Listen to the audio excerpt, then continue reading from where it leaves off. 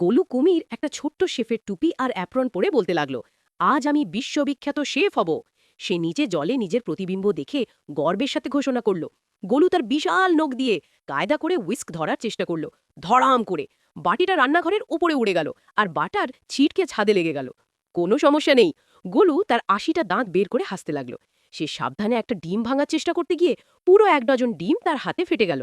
গোলু উল্টো করে রান্নার বই পড়ছিল। এখানে লেখা আছে সবজি হালকা করে ভাজতে হবে। হালকা মানে কি? সে হাতে একটা ব্লো টর্চ ধরেছিল, যার আগুন তার বইতে লেগে গেল। সে বুঝতেও পারল না। ধোঁয়ার অ্যালার্ম চিৎকার করে উঠল। গোলু উন্মানের মতো লাফিয়ে উঠল, ভুল করে মশলার র‍্যাক উল্টে দিল। এখন সে পুরো গুঁড়ো লঙ্কায় ঢেকে গিয়ে জোরে জোরে হাঁচি দিতে লাগলো। সে বলল, একটা সহজ জিনিস বানাবো, স্যান্ডউইচ। গোলু পিনাট বাটার মাখার চেষ্টা করলো, কিন্তু জারটা তার নাকে আটকে গেল। সে ঘুরতে ঘুরতে সেটা খোলার চেষ্টা করতে লাগলো। অবশেষে গোলু একটু নাচ করতে লাগলো। তার বিশাল লেজ দিয়ে পুরো রান্নাঘর ছিন্ন ভিন্ন হয়ে গেল। উপকরণগুলো চারিদিকে উঠতে লাগলো। ময়দা, মধু আর আচারের রসে ঢেকে গিয়ে গোলুকে হাস্যকর দেখাচ্ছিল। এক টুকরো পাউরুটি ঠিক তার মাথায় এসে টুপির মতো বসেছিল। ঠিক তখনই তার প্রতিবেশী পিঙ্কু ফ্লেমিঙ্গো উঁকি দিল। গোলু, এখানে কি হয়েছে?